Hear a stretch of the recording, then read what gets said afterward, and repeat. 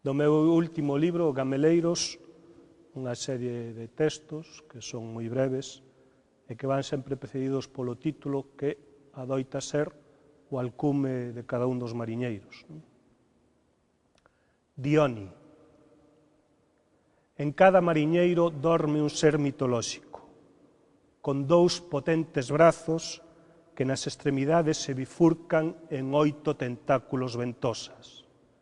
E cando no horizonte venta a voz do perigo, espertan 8 brazos a apegarse na vida.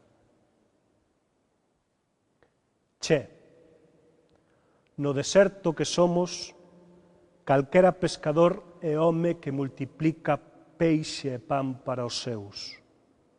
En completo silencio, reinventa o Evanxeo segundo San Mateo. Nunca haberá cronistas para daren noticia do cotián milagre. Xirolo. E se a boca da nasa sempre fose un silencio? E se no útero, dentro, non houbese placenta? E se as noites e os días fillasen tempestades? E se nunca mencese nin se vise a ardora?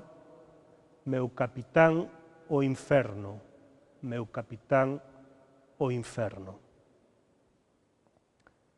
Cama de piedra.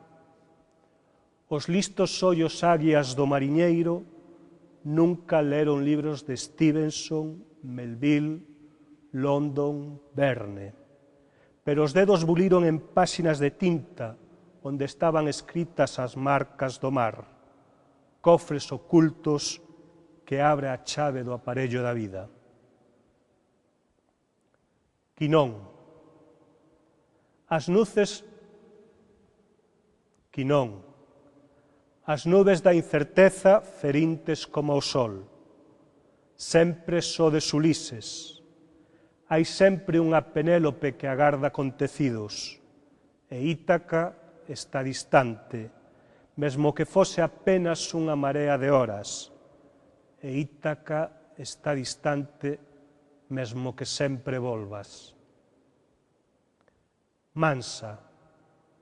Lobos de mar é o nome que vos dá quen ignora a mansedume de ollos e corazón, quen segue os tópicos da escrita, quen descoñece aínda que a boia é unha marca non só para aparellos, senón para levardes o umbilical da terra.